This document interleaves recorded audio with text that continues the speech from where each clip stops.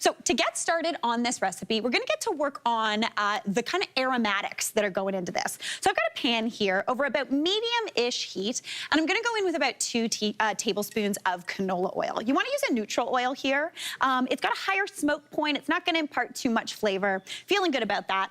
I'm gonna let that start to heat up, and then we're gonna get to work on those aromatics. So we want this to be super duper punchy. Just because it's a weeknight doesn't mean you don't have to, or you have to skip on flavor. So the first thing we need is just some garlic, just like 6 cloves of garlic. Guys, we're going big, we're going big. It's a good thing. So I've got my 6 cloves of garlic here, and unlike usual, when I typically like rasp them into the pan, I'm actually gonna just smash and chop these. I want nice big chunks of garlic. The weird thing about garlic is the more you cut it, the more punchy the flavor is. So by leaving it a little bit bigger, even though you're gonna get a bigger piece of garlic, once you cook it, it's a little bit sweeter, which is a total delight. So I'm just gonna run my knife through that garlic. If you smack it hard enough, like on the board too, it does half the chopping for you, so you're good to go, which is an absolute delight. Give that a nice little run through. Looking beautiful. I'm just gonna scrape that to the side because we're also gonna work on our ginger. Now, typically, I like to ask the audience where I keep my ginger. Do we know? Freezer, that is accurate, but not today. I'm being sneaky today. Today, I actually want my ginger to be room temperature. So I've got just a little piece of ginger here, and I'm gonna remove some of that peel. Typically, I don't remove it if I freeze it because that freezing kind of process breaks down that tough fiber. But just using a spoon or even a vegetable peeler, just kind of give it a little bit of a peel. The peel comes off super, super simply. I'm just gonna use one little thumb. It's weird that it's called thumbs, but that's what ginger's called. To thumb a ginger, kind of makes sense. All right, get as much of that peel off as you can because it is a little bit fibery. But what I'm gonna do here is I'm actually gonna do this hack that I saw online, and I was like, whoa, I have to try this. And typically I'm not much of like a hack person in the kitchen, but this is a good one. So I want about 4 to 6 slices of this ginger. You want them to be pretty thin, not paper, but you know, doing their thing. And what we're gonna do is we've cut it against the grain. The tricky thing about ginger is it has those really long fibers in it, so it's hard to chop up. But by chopping it against the grain, we've cut those. And then just like with our garlic, we're gonna give it a good old smack. So get the side of your knife, pop it on there, and then give it a really good hard smack. Do you see that? Do you see how much that busted up that ginger? So that is it. Like, look at that. Beautifully minced up. Perfect to go. If you want, you can also just run your knife through it once and then give it a good smack. That's always fun too. This is enjoyable, I'm not gonna lie. Guys, really good thing to do if you're having a day and you're having a good time. You can also just mince it up finely, but since we are cooking down this ginger, it's gonna get a little bit soft, but we're still gonna get those nice big pops of flavor, which is a total dream. All right, this is looking great to me. So I'm gonna go into that pan with this ginger and garlic. And again, we're keeping things chunky today. So into that oil it goes. That is the sound you are looking for, that nice sizzle. I'm gonna season that with a little bit of salt just to get going. And I want that to cook down for just about 30 seconds. That's gonna pull away that really strong flavor, but you can immediately smell all the deliciousness. Does it not smell really good in here? All right.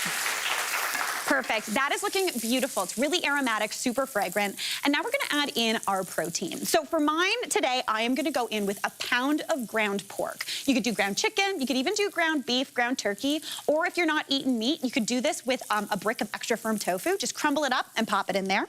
I'm gonna go in with that pork though. Just pop it right on in. Break it up and let that start to cook down. Now, I'm not gonna season this pork at this point because that'll actually draw out some of the moisture, and we don't wanna do that. We just wanna cook it down until it's nice and golden brown. That should take about 8 minutes until it's cooked all the way through. Again, if ground chicken's on sale though, go for ground chicken. Basically, this is the what's on sale dinner, which is kind of my dream. All right, let that pork get cooked down, and while that's doing its thing, we're gonna get to work on the noodles. So I've got a pot of boiling water here, and I have got some noodles. You could do rice noodles here, you could do soba noodles. I'm using these instant little pucks, because they, again, at the grocery store, are usually like 99 cents, which is kind of my dream. So I've got a few of those, and I'm gonna pop those into my boiling water. I am gonna season that with a bit of salt though, just to get some flavor going. And these only take anywhere from like a minute to 2 minutes. They cook up really, really quickly. Give them a little bit of a stir just to start breaking them up. Absolutely beautiful. And then, through the magic of TV, the pork is cooked. Always a good thing. All right. right, so I've got that pork doing its thing. It is nice and golden brown. The garlic and the ginger have cooked down. Things are starting to catch on the bottom of the pan too, so that's gonna be so much flavor. Now into there, we're gonna build our sauce. So for the sauce, the first thing we are gonna need, and this is optional, so if you don't have it, don't worry. We're gonna put some fish sauce into here. Now, if you've never used fish sauce before, it's punchy. It's a little bit funky. It's very tasty, but if you're not gonna use it all the time, try to find a bottle about this size, because you can also get a bottle that's like the size of one of those water cooler jugs. You might not need that. I'm gonna go in though with about 2 tablespoons of this fish sauce, so it's funky. If you are not a fan of the flavor, again, feel free to leave it out, but this brings a lot of umami deliciousness into this dish. All right, that's looking great. Then into there for a bit of sweetness, I'm going in with 2 tablespoons of just plain old honey. That's gonna give a little bit of tackiness into this sauce and make it coat those noodles beautifully. Oh my gosh, I smell the fish sauce. We went from like ginger and garlic to fish sauce city, and I'm not mad about it. All right, now into there for that salty seasoning. Since that pork is cooked down, all those juices are locked in. So I'm gonna add my salt in now, but I'm gonna add it in the form of soy sauce. So I'm going in with about 2 to 4 tablespoons of that. As you can tell, I'm measuring very carefully. This is what a weeknight dinner looks like at my house. I'm not gonna lie. I'm just like, I don't know, dump it in. It's gonna be delicious. All right, now also for a little bit of heat, I have got some sambal oelek. Now, if you only have sriracha or something like that, that will work perfectly. This has a little bit more garlic in it and a little bit of like chili chunk, which I absolutely love. So I'm gonna go in with about a tablespoon of that right on into there. Maybe a little more. We like things spicy in the Berg household. Give that a stir, and you just want that to come up to a simmer. That is that beautiful sauce. That honey is gonna thicken up just a little bit, and you can see those little bits of chili just like catching onto that pork. That's gonna be absolutely beautiful. Let's check on our noodles, see how things are going. Perfect.